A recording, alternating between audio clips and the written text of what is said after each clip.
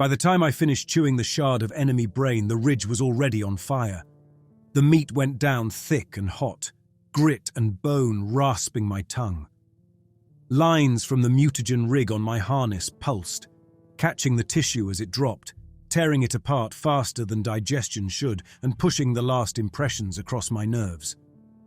I saw the ridge from the other side. My body crouched here, pressed against the support struts of my exoskeletal frame. My borrowed vision sat a few hundred meters ahead in a shallow trench, enemy eyes firing uphill. The view lurched in jagged jumps, muzzle flashes, bodies in our colors tumbling, a silhouette outlined at the crest. Sergeant Drax. Same heavy stance, same scarred armor.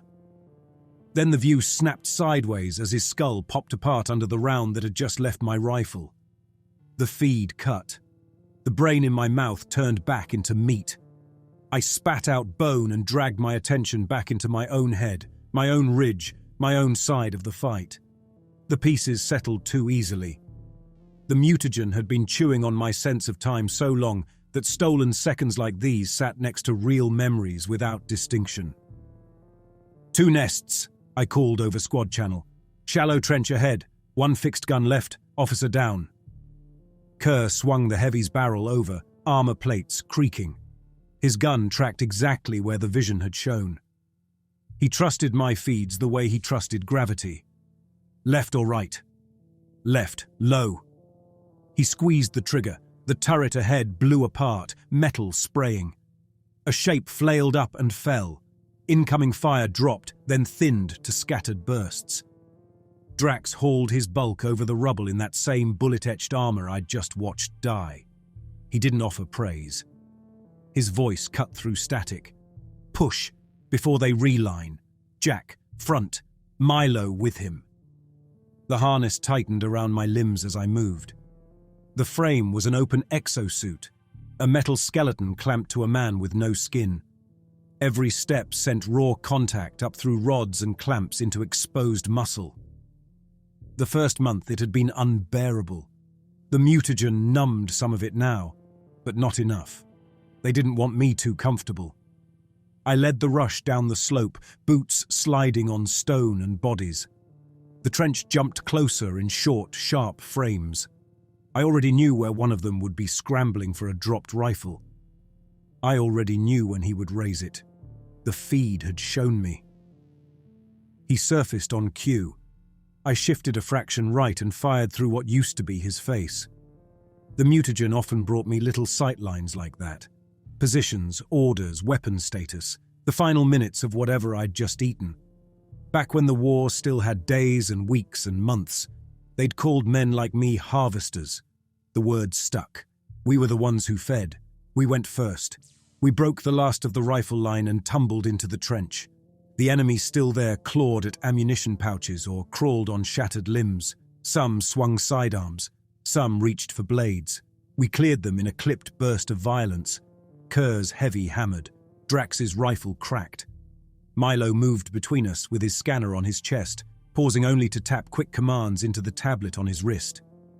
By the time the ridge behind us stopped shaking, the trench belonged to us. I crouched beside the enemy officer I'd dropped earlier. His helmet had rolled away. His head was a ruin, but smeared brain still clung to jagged stone. I scooped up what I could with my fingers and forced it into my mouth before Jace reached me. He dropped beside me with his medkit and body tools, breath rasping through his mask. He always looked a little disgusted when he caught me feeding, but not enough to intervene. The squad needed what I brought back. You know you're not supposed to take unlogged samples. He dug in his pack for a patch, and the little injector pistol he used when he thought I'd picked up something the mutagen hadn't burned away. Too late, I answered around the viscous mass. Already taken. The feed hit as soon as the tissue hit my gut and the mutagen engaged. A falling lurch, then that jagged slide sideways into someone else's life.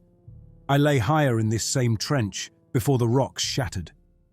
The sky matched what it had been when we charged. The ridge we'd just come from stood unscarred. My hands were thinner, fingers too long. My rifle was shorter, grip shaped for their elongated hands. Drax crested the ridge in front of me and leveled his gun. I watched my own bullet arrive again from the other side. The feed cut.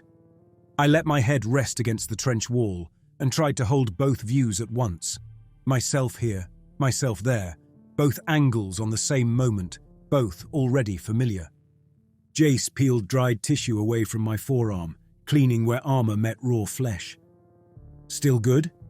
He examined my exposed thigh, then my ribs. Anything useful?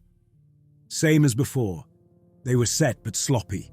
You've got time to rotate wounded out. No counterpush staged nearby. They were banking on this line. Same vantage? Same everything. He paused. You mean from the last time?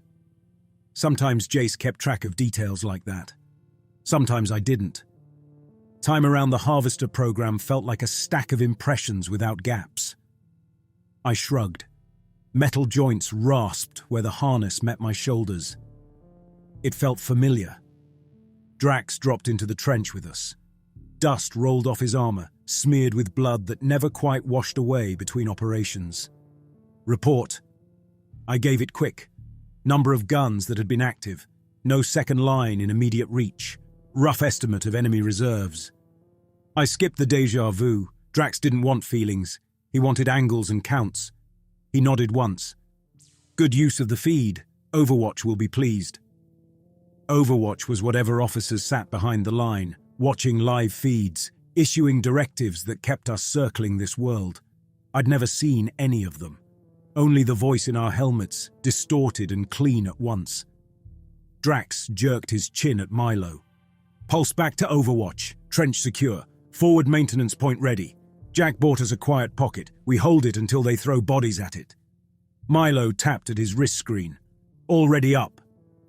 Jace switched his light and scanned the exposed muscle along my thigh, then my ribs, where the harness bit too deep. You're wearing low, he muttered. Gates off. Terrain's uneven. With you, it's never just terrain. He unclipped one of the struts along my spine and tweaked its angle. Pins dug into me differently as he cinched it tight again. The harness was an early model. Metal bones bolted and strapped onto a man whose skin they'd removed on purpose. Skin gone so the mutagen could circulate through muscle and tissue without resistance. Skin gone so feeds from eaten enemies could ride those same pathways. They'd explained it at induction with bright-lit diagrams. I remembered a surgeon's pointer tracing lines across a projected flayed body. The memory came tinted in mutagen colors. I didn't trust any memory that glowed like that. Jace pressed the injector pistol against my ribs. The mutagen dose was supposed to be stable, but he topped me up when he could. He liked to balance levels. Maybe that was why I was still mostly sane. Mostly. Done. He holstered the injector. Try not to eat half the field, yeah? I'm rationing stabilizer, and we don't get more until we hit the anomaly perimeter. Command parked all the fun there. I clipped my rifle to the harness and hauled myself upright. Tell Command to send better meat, and I might pace myself. He snorted and moved off to check Kerr's knee. I flexed my fingers, watching tendons shift under thin webs of grafted mesh. The war had gone on long enough that basic systems had broken. Supply lines failed. New tech never arrived on schedule. Old models like me were patched, repatched, and shoved back into the field as long as we could walk and feed and kill. Drax climbed out to set the perimeter. Milo followed with muttered complaints about signal lag. Jace moved along the line, checking wounds, patching armor, aligning belts. For a while I sat in the trench and listened to distant weapons chatter, somewhere beyond our new bubble of dirt, and thought about how many times I'd watched Drax die from someone else's eyes. The emplacement we took was a shattered bunker, half dug into the ridge, half above ground. Old human concrete patched with enemy barricades, then blasted again. We'd probably held it once, lost it, taken it, lost it, taken it again. Inside, Milo set up his signal kit in a corner that still had half a ceiling. He clipped the portable antenna to a jut of rebar and ran cables to his wrist device, then to our helmets. Static washed across the channel, then steadied. "Line's clean. Overwatch has us." The channel clicked. "Incoming. Unit 312. Status." Drax stood near Milo, though he didn't have to. Overwatch heard whoever spoke. "Forward trench captured," he answered. "Light casualties. Harvester feed confirms enemy fallback. Request updated path to anomaly." He used their words, crisp and drilled, talking like a component reporting to a control unit. "Path uploaded. Advancement directive unchanged. Push toward anomaly cluster row. Maintain Harvester integrity above all. Harvester is key asset. Repeat, Harvester is key asset. Confirm." Drax's gaze flicked to me. "Confirmed. Harvester remains operational. If Harvester shows signs of pattern corruption or mutagen failure, contain and return sample density for analysis. Do not discard. Bring Jack's carved remains back in a bucket." "Understood." The line cut. Milo kept his eyes on his signal bars. He pretended he hadn't heard the disposal clause. Jace focused on Kerr's leg, as if the message concerned some other unit entirely. You stopped flinching at words like that if you stayed in the program long enough. You had to. Metal tapped metal near the back of the bunker. A crate had split under a collapsed wall. Enemy gear spilled out and mixed with old human supplies. Ammunition, tools, a rifle with a silhouette that didn't match any catalogue I remembered. I walked over and picked it up. Almost human design. Stock, barrel, magazine. Proportions off. Grip narrower for long fingers. The metal carried a strange sheen, as if wrapped in a thin film that wasn't paint. Near the base of the stock, where we stamped manufacturing codes, someone had pressed characters into the metal. I traced them with a fingertip. Our script, not the enemy's. A manufacturer name from training catalogues years back. The string of digits after it felt wrong. The year code, especially. "You done looting?" Drax's voice came from behind me. "Found something." Milo joined us, curious. "What is it?" "Human rifle. Modified." I angled it so he could see the stamp. "Check the code." Milo leaned in. His mask hid his face at first, then his eyes widened. "That year prefix." He ran his thumb across the stamp. "That's impossible." "Our catalogues end at Kappa," I said. "This is Lambda." Lambda belonged to a later production run, later than anything we should have seen here. Milo pulled up a panel on his wrist screen, fingers tapping faster now. "I'll cross-check supply records." "Command will lock it down," Drax cut in. "Don't hand them an excuse to flag you compromised." Milo hesitated. I brushed a thumb along the barrel. The metal felt faintly warm, as if it had just been fired, though the rest of the pile lay cold. "Send it," I told Milo. "Keep a local copy." He shot Drax a quick, nervous glance, then tapped confirmation. Data streamed toward Overwatch, encrypted through the line. We all knew what came next. Analysts would see a code that didn't fit any current schedule, tag it as anomaly contamination, mark the bunker as compromised, and push us forward. We were close now. Anything strange fell under the anomaly's shadow. Jace called me over for a longer maintenance pass. We'd be rotating watch and checks for a while. I sat on a crate and let him work. He wiped down harness struts and inspected the points where metal drilled into bone, using my flinches as a map. "How many feeds today?" 3. His head snapped up. 3? The officer, 2 line soldiers. "You know I can't counter that much. I'm rationing. You want psych bleed, fine. You glitch motor, we're dead." I had to see. "See what?" "Patterns." He froze, cloth pressed to a raw patch on my ribs. "What patterns?"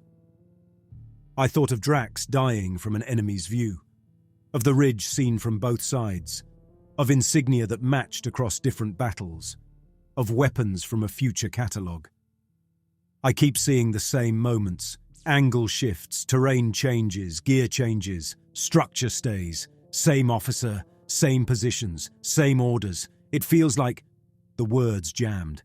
"Like what?" Jace pushed. Like we've done this before. He let out a short breath. Of course we have. Fourth push on this axis in as many weeks. Different lines, same map. Command keeps sending us until the shapes match their model. It's more than that. I shook my head. In the feed, the officer's insignia was identical. Same chipped paint. Drax cresting that ridge. Armor cleaner, fewer scars. Same stride. You're sure it was him? I know how he moves. Old footage then. Jace scrubbed at a stubborn smear. Some archive spliced in by mistake. Cross-contamination in the banks. The idea slotted into place too neatly. It should have worked. But the mutagen didn't feed on files. It chewed the last storm of neurons out of raw tissue and smeared them across my pathways. No drives, no archives. He saw something in my face and sighed, reaching for the injector pistol again. You keep feeding, you'll see patterns in every rock. That's what brains do when you overload them. Mine too. You want to be useful, keep your step clean and your trigger steady. Leave the high-level weird to people who still have skin. I let out a short laugh. And where are those people? Behind walls far from here. He pressed the injector home and moved on. We held the bunker through a long cycle of dimming and brightening sky. This world turned slower than Earth. I'd forgotten the exact numbers. Time had lost units. We counted by battles, feeds, doses, and Overwatch's promises that this push would be the last. When my watch came, the others found corners or shelves and sagged into rest. Kerr snored in broken bursts. Milo lay flat, fingers twitching through phantom input. Drax sat upright against a wall, helmet on, eyes closed but waking behind them. I walked the perimeter alone. Mines we'd planted glowed on my visor. The mutagen laced my vision now, overlaying faint indicators when I focused on defenses. One more reason Command didn't want to lose a harvester. We became walking, bleeding map units. In the trench, enemy bodies lay where we'd left them. Some missing chunks where I'd fed.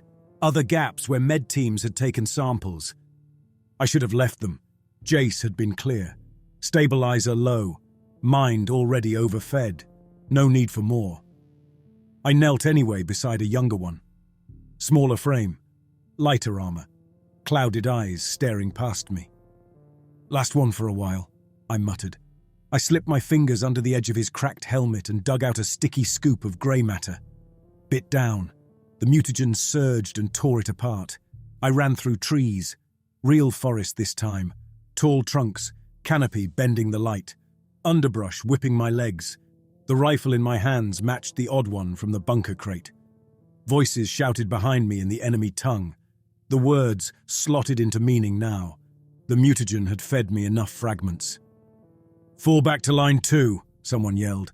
Harvester advancing. Don't let them touch you. Harvester. Same name on both sides.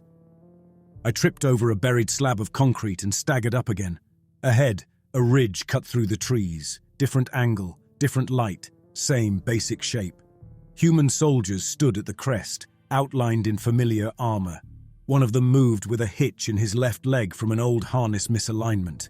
Me. Shock hit the enemy whose eyes I rode. He skidded behind a tree and raised his rifle. My own shape grew in his sight line as I led a rush downhill. 3 explosions bloomed behind him, artillery off target. Same pattern as blasts I'd felt days before. Or hours, or in some other pass. He pulled the trigger, the feed cut. I was back in the trench, kneeling over a cooling body, tongue coated in metallic grit. Blood had dried and half-dried again on the wall under my palm. I knew those blasts. That ridge. That limp. Chance didn't cover this. We'd stood in these positions before. Different terrain skins, different skies, armor upgrades and downgrades stretched over the same bones. Always moving toward the same point. The anomaly. I climbed out of the trench and scanned the horizon. Beyond the low hills and smoke, somewhere ahead, lay the coordinates Command had been pushing us toward for longer than I could line up. We'd only seen it on blurred satellite images and corrupt video. Overwatch whispered into our helmets. Unit 312, prepare to advance. New orders incoming. Drax pushed himself upright. Kerr cracked his back and grabbed the heavy. Milo groaned and rolled over. Up! Drax snapped. We're moving. The anomaly's close, he added. Overwatch wants us on it. Milo tried not to show his reaction to the word, but his fingers sped over his wrist device, pulling up maps. Stories about the anomaly passed along trenches and bunks. Most were rumor. A few came from units that had returned, though almost no one did. Those who came back were changed. We were already changed. The anomaly promised something worse. We broke camp fast. Kerr and 2 others swept gear into packs and stripped the bunker. Jace packed his medkit and tools. Milo folded the antenna array and coiled cables. I checked my weapon, the harness joints, the mutagen lines. Drax pulled us around Milo's display. A holomap hovered over his arm. Overwatch updated the route, Milo said. We follow this ravine, skirt the corpse fields east, cut through their old bunker line. The anomaly sits beyond in a depression. We stay high where we can. Why not straight in? Kerr grumbled. Because that's where all the guns are. Drax's voice went flat. They want us alive when we arrive, not shredded on approach. Remember the priority. His eyes brushed me. Harvester integrity above all. I kept my face still. Harder without skin. We set off at a steady trot, staying low when there was cover. The world opened in brutal stages. The first corpse field lay less than an hour from the bunker. Bodies stretched as far as I could see. Human and enemy, twisted into wrong angles, limbs laid out in circles and grids, torsos stacked in repeating patterns. Ground level looked chaotic. From above it would resolve into shapes for drones and satellites, markers or warnings. Milo slowed, scanning. I know these layouts. He frowned. They match propaganda prints from the early push. Posters on walls back home. Glorious victory and all that. Those prints were first year, Kerr said. Old history. These bodies are fresh, Jace countered. Flesh intact. Blood dried but not weathered. Bones uncrumbled. No scavengers. Animals stayed away from fields like this. We picked our way through. Faces blurred. My mind kept trying to lay familiar features over strangers. Near the center of one arrangement, I stopped. A human body lay on its back, arms spread, legs together. No skin. Harness gone. Bolt marks and grooves showed where struts had once locked into bone. I knew that skeleton's shape. Jace noticed I'd stalled. Something wrong? This one. My voice came out low. I've seen him. He followed my gaze. That's a harvester, he realized. One of ours.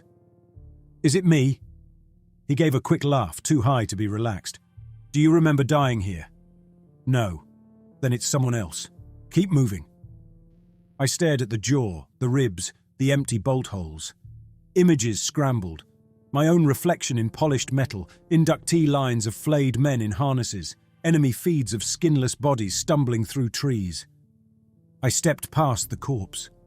The harness pressed into me where those bolts had once held someone else together. We crossed 3 more corpse fields. Each had its own pattern. Circles, lines, spirals. One formed a crude arrow pointing toward the anomaly's horizon. Drax kept us moving. To him, the fields were terrain. To command, they were the same. The enemy bunker line slumped through a series of shallow depressions.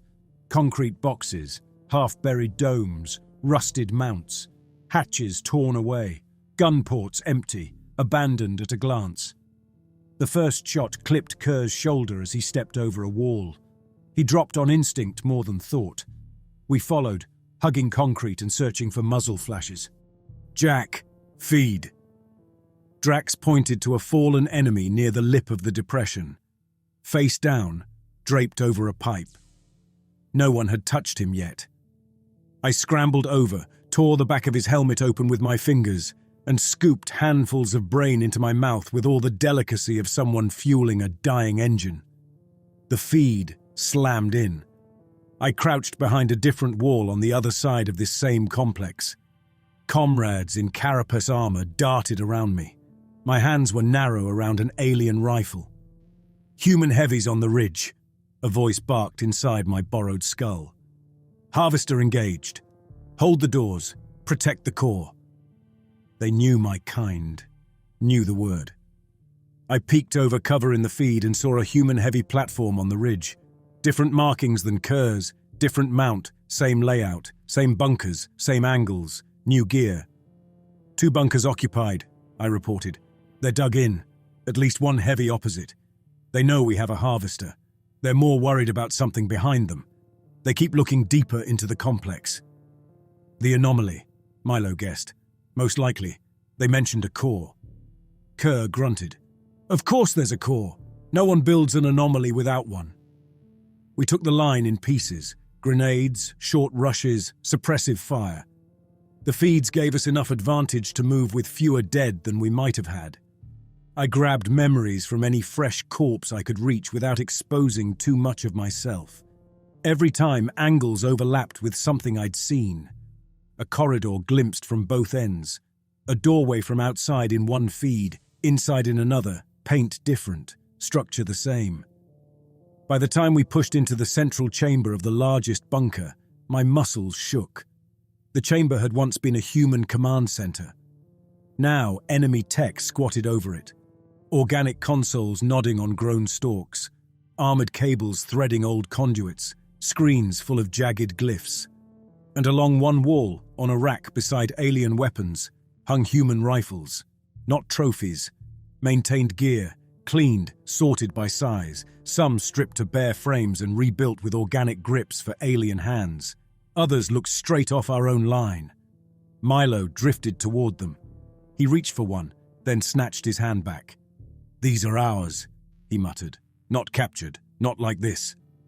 "Supply leakage," Drax said. "Black channels, loot from bodies." Milo shook his head. "Look." His fingers trembled as he traced the stamp. "Same manufacturer and plant. This batch code doesn't exist on our schedule. Production top-out is one sequence earlier. These are from campaigns we haven't fought yet." Jace turned from a crate of enemy med supplies. "How?" "Temporal drift," Milo's voice dropped. "The anomaly's bleeding gear across its own timeline. Future stock ends up here, in their hands. Gear from our future, in theirs." "Flag it," Drax said. "Transmit codes, then scrub your logs." Milo stared. "Scrub?" "You heard Overwatch. Anything with anomaly data is above our clearance. You keep it, you get nailed for hoarding restricted intel. You want that?" He hesitated, then sagged. "No." "Then send and scrub." He sent. I doubted he scrubbed everything. Milo was built around curiosity. It kept him alive and threatened him in equal measure. While they argued, I walked the rifle rack, fingertips tracing stamps, flipping through scraps of memory, year markers wrong, serial blocks unfamiliar, unit designations I didn't know. One rifle carried a name scratched into the stock in human characters. My name. The letters were shallow and clumsy, carved with a knife or stone. I slid my fingers across them, feeling each crooked line. "Jack?" Jace called from across the room. "You all right?" "Fine." I lifted the rifle from the rack. The balance felt wrong and deeply familiar, like a weapon from a recurring dream. "We need that?" Drax glanced over. "Maybe. You can only haul so much. I'll make room." He sighed. "Keep it. If it jams, dump it and take a real one." Milo gave a short, humorless laugh. "If Jack carved his name into a rifle that hasn't been built yet, I'm submitting transfer to logistics." "Overwatch will deny it," Drax replied. "They always do." We left the bunker with heavier packs and worse thoughts. We dug in for a short rest in a shallow depression 1 march from the anomaly's outer ring. We dropped into cover, set perimeter mines, sucked ration paste straight from tubes, and let exhaustion drag us down in shifts. Jace patched Kerr's shoulder. Milo squinted at a small pad, reviewing data he hadn't scrubbed. Drax sat in the center, helmet off but within reach, eyes turned to nothing while his mind ran routes. I lay on a half-buried slab, harness biting into muscle, and tried to count how many times I'd walked toward the anomaly. The mutagen smeared feeds and memories together until everything blurred. I remembered an induction briefing about the first misfire. Images of this world before the war, green and calm. Then, after the time weapon detonated and ripped a hole in causality. Events near Ground Zero no longer marched from past to future. They looped, forked, layered. Command's answer had been simple. Turn it into a weapon. Send men in. Study the loops. Learn the shapes. Turn disaster into asset. They collected volunteers and conscripts, stripped their skin, flooded them with mutagen, and discovered that at the anomaly rim, feeding on enemy tissue let those men see along the loops. Tactical edge. Strategic gold. Then they increased the dose and watched our sense of time dissolve. We were tools. They didn't need us sane, just functional. I shut my eyes. One early mission rose up with the same clarity as the last feed. Marching, fighting, Drax's voice in my helmet, Milo younger, less twitchy, Jace more talkative, Kerr's jokes cruder, the anomaly on the horizon. I didn't know if that had been last year, last week, or some other revolution. The mutagen had dissolved those words. Milo shuffled closer, a warped silhouette over my chest. You awake? Mostly. I've got something. He sat near my legs and turned his wrist screen toward me. Lines of text and numbers broken by black blocks. I scrubbed the rifle codes like Drax ordered, he said quickly. But the system cross-referenced them with personnel logs before the wipe. It pulled your file. My record? Parts. He zoomed into one section. Jack Miller, Harvester 7-2 Kappa. Assigned to Anomaly Front 3. Casualty, anomaly-related, body recovered, tissue retained. He scrolled. Reinstatement order, Jack Miller, Harvester 8-1 Mu. New harness, new mutagen regimen, reassigned to Anomaly Front 3. I stared at the screen until the words blurred. Reinstatement. He nodded. They don't do that for regular infantry. When they go, their files go to archive and that's it.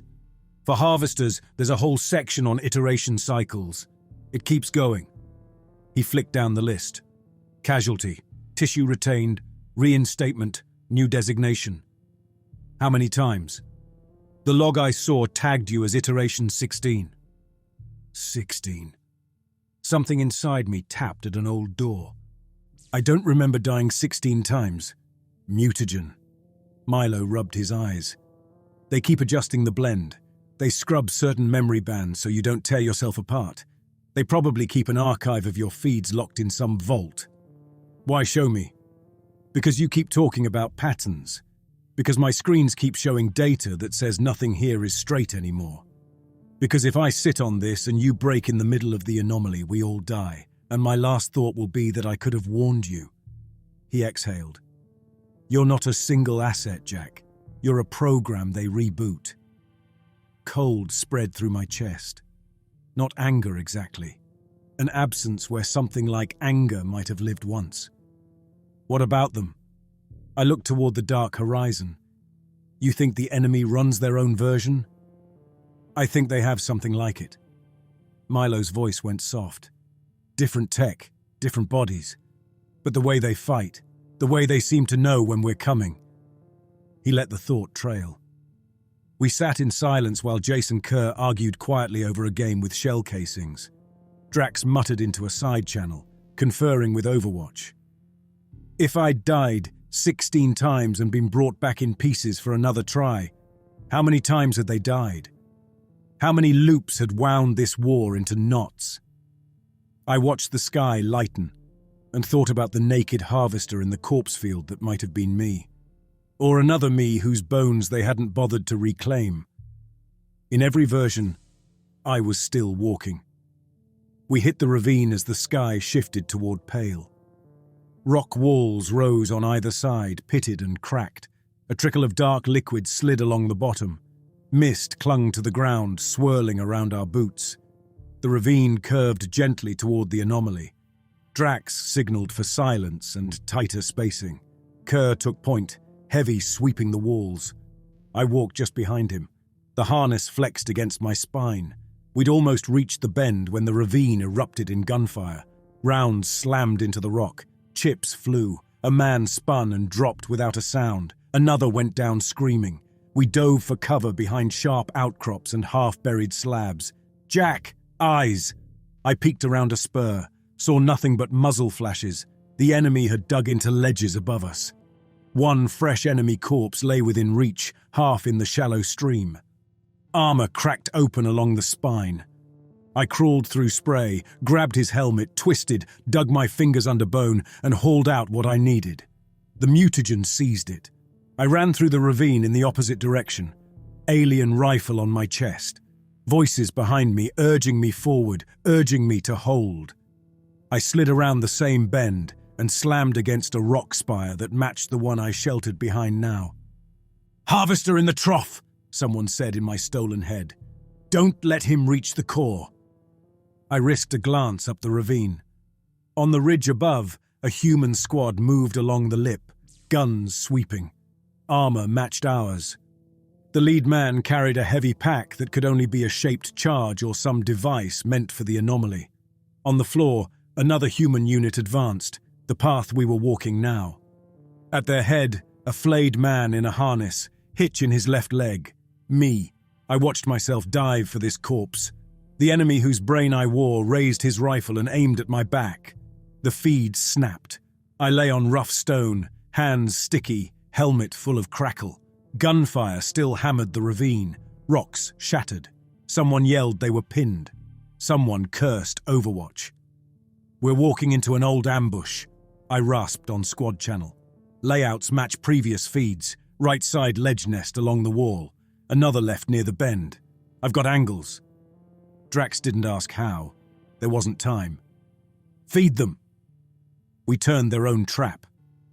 Kerr pivoted and fired into the right nest at the exact angle I'd seen. Milo lobbed a grenade onto the left ledge on my call. Explosions ripped through positions we hadn't seen. Incoming fire faltered, then dropped. We advanced in a crouch, clearing what was left. The mutagen flooded my vision with ghosts.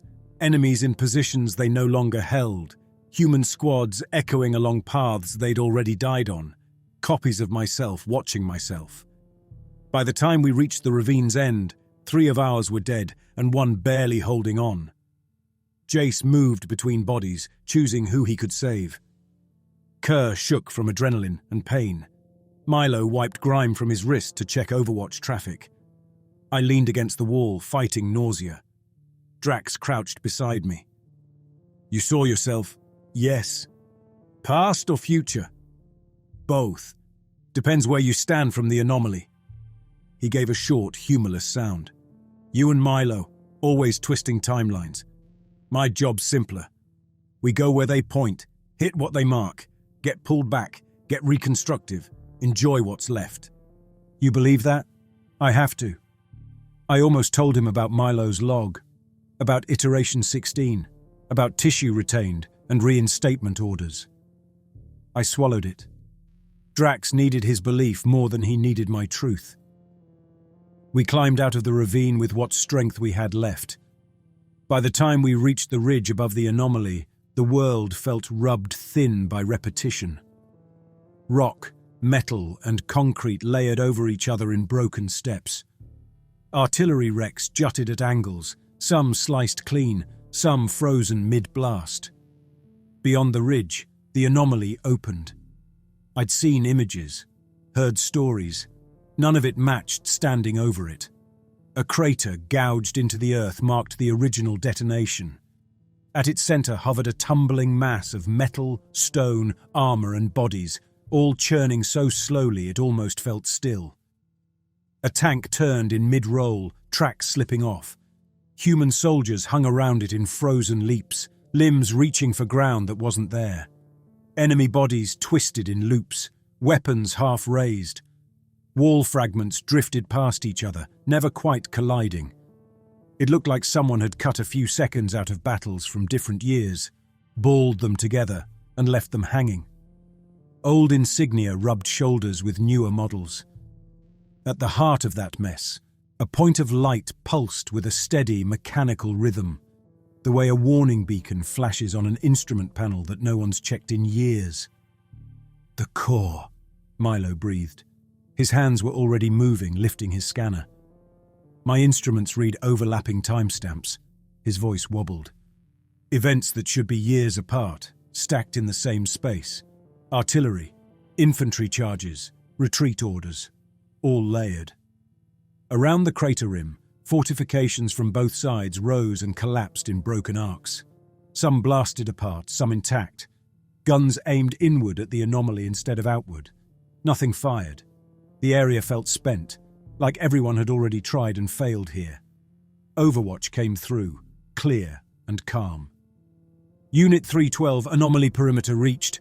Final mission parameters follow. You will descend to target coordinate within crater and deploy stability device anchor. Anchor is a shaped temporal charge designed to pin local causal pathways. Successful deployment will lock loop structures and end active conflict in this theater. Confirm receipt. We all looked at the device strapped to Kerr's back. Anchor was an armored ovoid about the size of a heavy pack, denser than it looked. The techs at staging had kept the explanation simple. You place it next to the brightest part of the anomaly, one had told us. It fires a timed pulse. Picture driving a spike through a knot in a rope. It pins that stretch in place, no more loops. Pin the knot, end the war, Kerr had joked. Looking at the crater now, the metaphor felt thin. Drax answered. Parameters understood. Descend to core, deploy anchor, return to perimeter for extraction. Correction. Anchor deployment will dislocate surrounding terrain. Survival probability for deploying unit is below 5%. So whoever carries it is dead, Kerr muttered. Squad extraction probability remains within acceptable range if deployment succeeds. Harvester data during approach remains highest priority. Confirm mission acceptance. We watched Drax. He stared at the core, then us. You heard your orders. We complete the mission. Who takes anchor the last stretch? Jace asked. The heavy. Kerr knows the weight. Kerr shifted under the pack. Figures. Overwatch dropped off the line. Milo studied the churn below. What if they're wrong? He asked. What if anchor doesn't end the loop? What if it starts a new one? Then that's someone else's problem. Drax's tone sharpened. Our task is clear. You want to second-guess high command now? Milo looked at me. Jack? I watched the crater. The light tugged at something behind my eyes. The mutagen reacted. Earlier feeds shivered at the edges of perception. I remembered an enemy feed, someone inside the anomaly screaming about humans who restart the storm each time. A harvester driving a device toward the core, a flash that never finished. What if this is the restart? I asked. Then it ends. Either way, this is the last time we march toward that light. You want to keep doing this forever? According to Milo's file, I already had. We moved down the ridge. The path into the crater twisted along terraces carved by earlier assaults, steps made of earth and wreckage and bodies half buried, half preserved by whatever warped the air below. Sometimes the air shuddered. A shell fragment hanging above us would blur, jump to a slightly different position, then settle. A suspended soldier would shift mid-leap, limbs bending into a new pose and freezing again. Milo's scanner chirped and squealed under the strain. First distortion band ahead. We crossed the invisible ring. Nothing obviously changed, until I glanced back. A shell fragment we'd passed now hung behind us, still mid-explosion, as if our movement hadn't mattered to it. It had rewound while we'd moved forward. This is wrong. Jace's voice was quiet. None of this should be able to stand. You say that about every new thing Command builds, Kerr muttered. This isn't built, Jace shot back. This is broken. We didn't have room to argue. Anchor rattled in its harness. Its case hummed against Kerr's back, tuned for these fields, or so they said. At the edge of the second band, I spotted a human corpse sprawled across a slab of concrete. Skin gone, harness removed, bolt scars deep in bone, limbs twisted at angles that spoke of sudden force. The face was wrecked, but the jaw and skull line tugged at memory. Me again, or something close. I veered toward it. "Jack," Drax warned. "We need intel closer in," I answered. "This one made it further than any of us." He let me go. I knelt and peeled back the remnants of skull. The tissue was dried and cracked, but the mutagen didn't mind age much. As long as some structure remained, it could pull something. I dug out a fragment, shoved it into my mouth, and bit hard. Pain hit. Not from my own nerves, from the memory I was swallowing. I grabbed the slab to keep from falling over. In the feed, I advanced on the core with Anchor on my back. The harness felt twice as heavy. Time had stretched. Every step took effort. Enemy rounds lanced in from the rim. They slowed near the center, as if pushing through thick liquid. I pushed through a curtain of suspended shells and bodies. Each one froze at the edge of detonation, slid backward, then forward again. The core burned ahead, brighter than it looked now, a ball of twisting rubble and light. Overwatch crackled in my helmet. "Anchor in position. Deploy now." I dropped to one knee in the feed, yanked Anchor off my back and dragged it toward the light. "The loops will collapse," Overwatch droned. "You will be remembered." I laughed in that memory. "Sure I will." I set Anchor down at the core's edge. The device unfolded, panels sliding aside to reveal coils around a dense, glowing heart. Light built inside, slow and measured. Time warped, bodies above twisted. Shells flared and dimmed without exploding. Sound stretched thin. For a moment, everything overlapped. Battles before this one, battles after. Lines of harvesters marching toward this same point. Enemy harvesters chewing human tissue in their own bunkers. Overwatch voices repeating mission parameters with small variations. Anchor sitting beside the core in multiple passes, sometimes carried by me, sometimes by others with familiar voices. The core shuddered. Time folded around Anchor. The crater's edges bent. Suspended rubble rearranged into new patterns. The loop didn't vanish. It rewrote itself. Overwatch catalogued it in the feed. Loop curvature increased. New branches detected. Harvester data at deployment point retained. Prepare next iteration. The memory went dark. I knelt by my own corpse again. Anchor still secure on Kerr's back in this pass. "How bad?" Jace called. Anchor didn't end anything. My voice scraped out. It tightened the loop. They ran it again and again. Drax's mouth flattened. "You're sure?" I watched myself set it, through my own eyes, through theirs. Command isn't trying to close this. They're tuning it. Every push feeds their model. "Command wouldn't," Kerr started, "wouldn't use us until we're dust." I swept a hand at the crater. "Look." Suspended bodies, layered wreckage, the corpse at my feet. This is their experiment. We're the animals. Silence settled over the squad. Even the anomaly's background crackle felt quieter. Drax walked over and studied the corpse. Could be another harvester. "It's me." "How do you know?" I saw my reflection in the feed, in a visor. Same scar across the cheek, same harness model. He didn't argue. "What now?" Milo asked. "Anchor goes in," Drax answered. "Mission stands." "You just heard him." Milo's voice jumped. "Deploying Anchor just resets the board. We start again. Maybe different gear, maybe new enemies. The loop remains." Drax turned, taking us all in. "We're soldiers. We obey orders. You think anyone up there will trust a mutagen vision over their own models? Overwatch says Anchor ends the loop. We deploy Anchor. If it does something else, that's on them. That's not enough anymore." My voice dropped. "Not for me." He stepped close until his scarred chest plate almost touched the bare muscle the harness left exposed. "You don't have a choice, Jack." "Actually," I told him, "I do." His eyes flicked, surprise cracking his composure for a second. I drove my fist into the side of his helmet with all the harness could give. His head snapped sideways. He stumbled. I grabbed the front of his armor and pulled him down, ramming my knee into his mask. Bone crunched, blood misted his visor from inside. He dropped to one knee. Kerr cursed and swung his heavy toward me. I caught the barrel and shoved it down as he fired. The shot carved a furrow between my feet. Milo shouted for him to stop. Jace got between us, hands up. "Jack, what are you doing?" "Breaking pattern."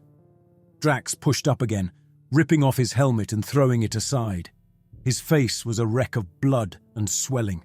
His hand went to his sidearm. I stepped in, twisted his wrist, drove the gun skyward. The shot went wild. I smashed my elbow into his forearm until the pistol dropped. We froze, balanced on a knife between training and shock. Kerr dove for the gun. Milo kicked it away. Drax lunged at my throat. Jace grabbed his arm, hauling him back. "We can't do it their way." I shoved Drax, breathing hard. "If we plant anchor where they want it, we become one more loop, one more version of me walking the same slope. They're counting on that." "And you think smashing your sergeant changes the math?" Drax's words slurred around blood. "You think Command hasn't modeled deserters?" "I'm not running. I'm still going in. I'm just not putting anchor where they expect." He stared. "You'll doom everyone up front, every man depending on us to end this. The war already runs in circles."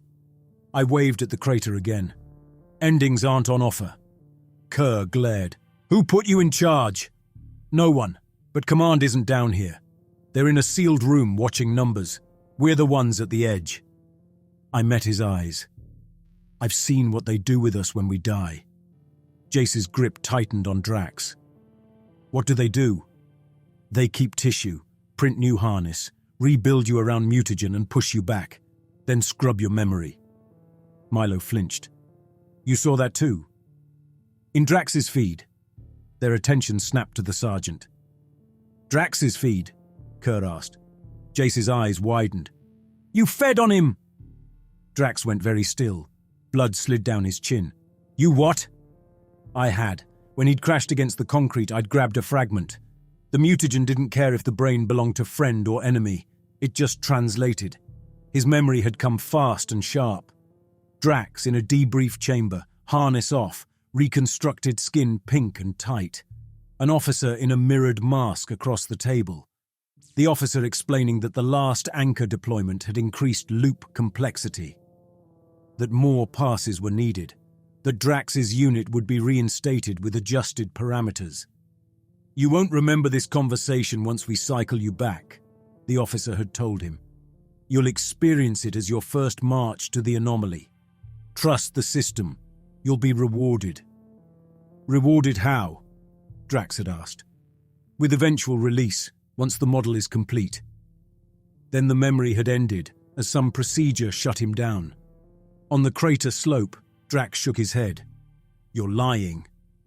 "The officer wore a mirrored mask," I told him. "Your harness was gone. Fresh grafts on your arms. You asked when it would be done. They told you you'd forget." "Shut up." "They said the loop needed a certain number of passes. You believed it. You tried to." Kerr's skin went grey. "How many?" "I don't know. I saw one debrief." I tapped my own chest. "My file puts me at 16. I doubt they stop there." Silence pressed in, heavier than any battlefield lull. Milo broke it. "So we're not just fighting a war," he muttered. "We are the war. Variables in a test, they keep resetting." Jace let go of Drax's arm as if it burned. "What now?" Kerr asked again. I looked at anchor on his back. "I take it in," I said, "but I don't use it as designed." Milo's lips cracked when he licked them. "What do you do with it?" "I jam it. I wedge it into the core wrong, knock its sequence off. Maybe it tears the loop sideways. Maybe it throws me out of pattern. Maybe it kills everyone here and nothing else changes." "You'll kill us too," Kerr snapped. "Maybe, maybe not. You can stay up here. Pull back along a different route. Let me try alone." "Overwatch will see your telemetry," Drax warned. "They'll trigger anchor remotely." "Anchor isn't wired for remote," Milo frowned. "Too much latency. They told us that." "They lie," Drax said. "They might have lied about outcomes. Milo answered. You can't detonate this kind of device through a field like that. You'd fire it in the wrong loop. They need a physical trigger close in. He looked at me. You might actually be able to misfire it if you get close enough. Kerr let out a ragged laugh. You're both insane. Probably, I said. Jay studied us. If anchor misfires, what happens to the loop? We're past the edges of the models, Milo said.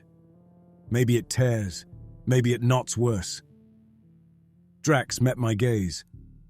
You tell yourself this is about freeing everyone, he said. It isn't. You want out. You want to stop waking up flayed with no idea how many times you've gone through this. Yes. No point lying. I want it out. If I can take the loop with me, all the better. He watched me for a long second. Go, he finally ground out. Take anchor. Try your trick. We fall back to the rim and wait. Kerr stared. We're just letting him? Drax turned on him. You want to carry it instead? Kerr shut his mouth. Jace looked at me. You're really going alone? Yes. Milo stepped forward. Not alone. He straightened his gear. You'll need someone who understands enough to know when to run. If this works, I want to see it. If it doesn't, I'm not going back to some debrief chair just so they can wipe me and try again. His hands shook. He clenched them until they steadied. Drax swore under his breath. You're idiots! He turned away. You'll get one march, he threw over his shoulder. If you're not back, we pull out, call artillery, and let Overwatch write the ending. That's not enough time, Milo muttered. It's all you get. I stepped to Kerr. Anchor.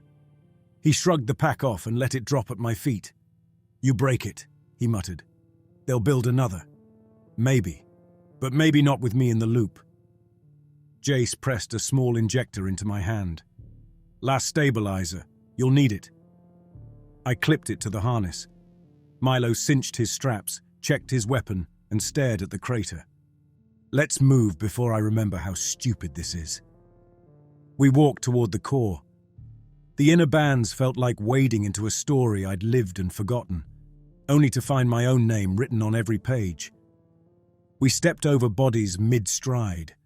Some twitched and rewound a fraction of a second before freezing again.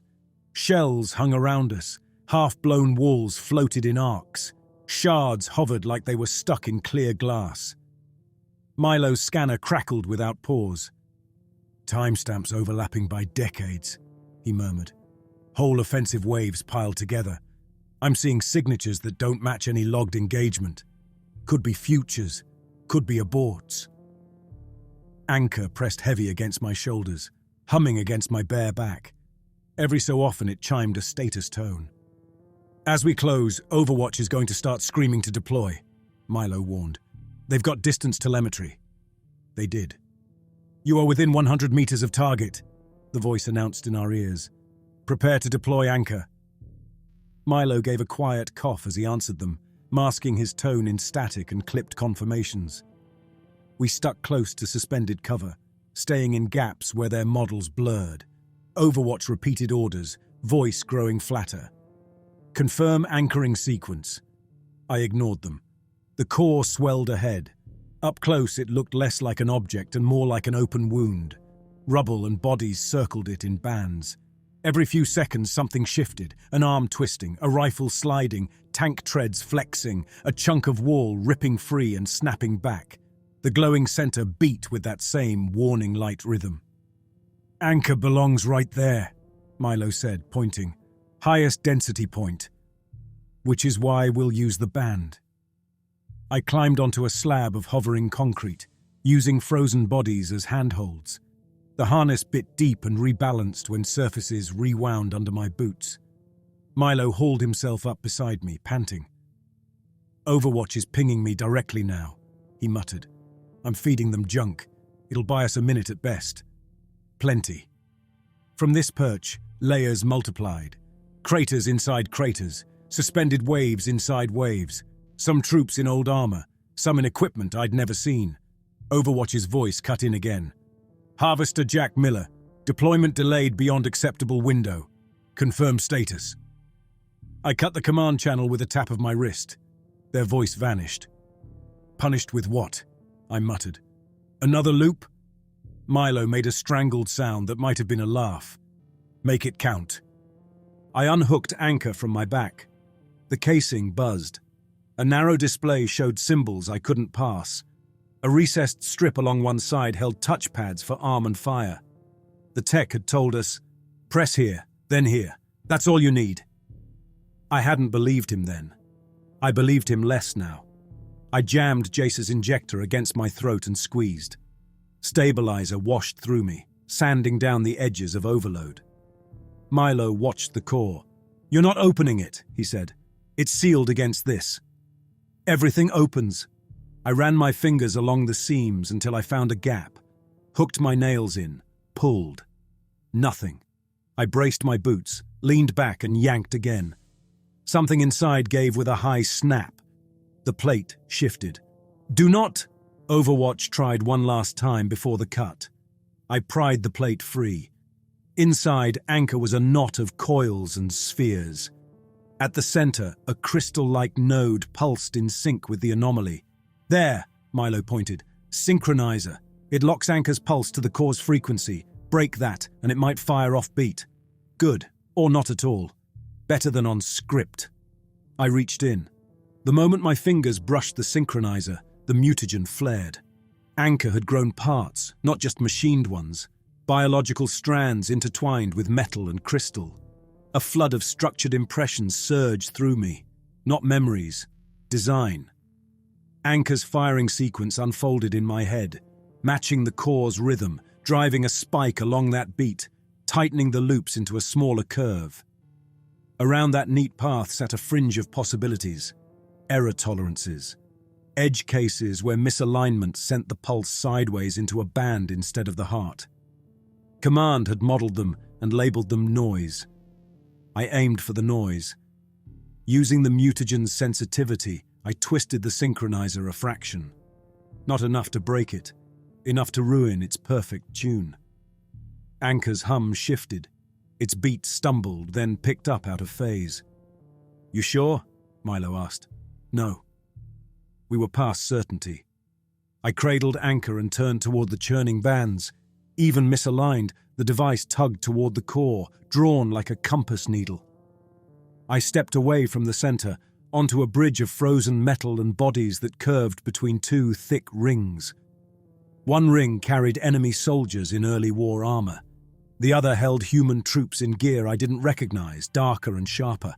Past and future, suspended shoulder to shoulder. Here, I said, between passes. Milo's hand clamped my forearm. If this tears us apart, I'm going to be furious for the fraction of a second I still exist. If anything works, we won't remember. I met his eyes. Neither will they. He let go. Then you owe me an apology in whatever comes next. We moved together. I shoved anchor into the gap between the bands until it jammed tight, casing scraping armor and bone. Nothing changed. Then everything blurred. Anchor's core flashed white. The band convulsed. Bodies on both sides twisted toward the device, then away. Shells shuddered, smeared across the air, then snapped into new places. The core swelled, dimmed, surged again. Milo screamed my name. My own voice vanished.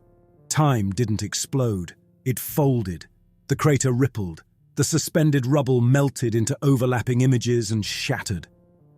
For a heartbeat, I saw dozens of myself scattered around the core in different poses, running, kneeling, feeding, falling, some carrying an intact anchor, some crushed under wreckage, some fused into the core. The copies stacked. The harness shrieked through my nerves. Every strut tried to compensate for gravities and ticks that disagreed. Bones twisted, muscle tore, joints jumped. I fell, not down, through feeds of my own deaths from enemy eyes, through debrief rooms where officers behind mirrored glass explained loop metrics, through induction halls where flayed men waited to be bolted into frames, into myself. Some copies stared back at me, terrified. Some looked empty. A few smiled, tired and small. Overwatch droned, words mangled by distortion. Harvester data integrity compromised. Anchor deviation outside acceptable range. Loop stability degraded. New branch patterns forming. Initiate containment protocols. Retain viable tissue. Prepare next. The voice cut off. I hit something hard. The world snapped. I lay on a slab. Light hammered my eyes.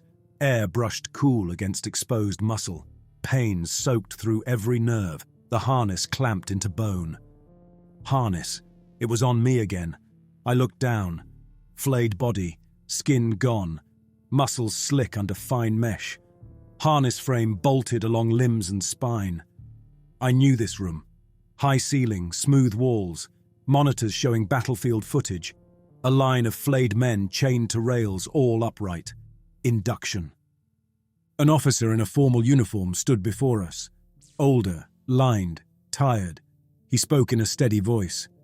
You have been selected for the Harvester program. Your bodies are configured for mutagen intake. You will operate as forward assets at the anomaly front. By consuming enemy tissue, you will access their final memories and provide decisive advantage. I'd heard this once. I heard it now from inside my own body on the slab. I tried to move, to shout, to step off the rail and tear his throat out. My body didn't respond. Drugs, restraints, harness locks. Something held me in place. The officer paced. Your previous service records have been preserved. In the event of death, you may be reinstated. This is a high honor. You will live as many lives as necessary to secure victory. A door opened in the side wall. Through it, for a second, I saw the anomaly. Distant, a glow on the horizon with shapes hanging above it. A line of flayed soldiers marched toward it across grey ground. One limped with a hitch in his left leg. Another carried a heavy pack. Me. And me. The line bent into a circle, then a knot. Faces repeated. Bodies overlapped. Perspective ripped sideways. I lay in trenches. I marched ravines. I stood in bunkers full of rifles stamped with future dates. I watched myself die from alien eyes. I chewed brain in forest and desert and ash. I stood on this induction rail again and again while the officer repeated the script. You will experience disorientation in initial cycles. The mutagen will disrupt linear time perception. This is expected. Focus on immediate orders. Trust Overwatch. Trust the system. When the loop closes, you will be remembered. Remembered. The word sounded like a name etched on a file. I strained against the harness, bolts bit into bone. My head moved a fraction. My raw eyes met those of the flayed man beside me. His face was mine. Scars shifted, features altered, age warped, but the structure stayed. He stared back with the same trapped awareness. Our lips formed the same words at the same time, soundless. We lined the rail across time, 1,000 versions stacked on top of each other, each thinking he was the first. The officer finished his speech. Overwatch called designations. Harness systems came online. We marched. I lurched back into the crater. I wasn't on the slab. I was in the harness I'd worn into the anomaly this pass. Pain flared through twisted joints, limbs bent at angles that shouldn't exist. Anchor was gone. The band where I'd jammed it had become a chaotic cloud. Bodies and metal tangled, fading in and out. Shards collided, merged, tore apart. Milo lay nearby, half sunk into a frozen wave of dirt and wreckage that didn't quite connect to his flesh. His eyes were open. "You still here?" he croaked. "Unfortunately." He tried to laugh and coughed instead. "What did we do?" "I think we broke the loop's rhythm." My voice trembled. "Not enough to end it, enough to fracture it. And ourselves. Looks like." He gazed up at the swirling chaos. "Overwatch is still calling something," he muttered. "Far away." I listened. Faint commands seeped through like sound underwater. New unit numbers, fresh mission parameters, same promises. "It's still running." "Of course," he sighed. "Systems like this don't stop because one man kicks a gear." I dragged myself closer, metal grinding. "How bad?" "Everything below the waist is gone or lodged in some slice where it keeps trying to stand up." His mouth twisted. "I can't feel it. I'm stuck here either way. His upper body still moved. One arm twitched. I'm not getting you out. I know. We lay side by side, watching the mess above. You think they rebuild us?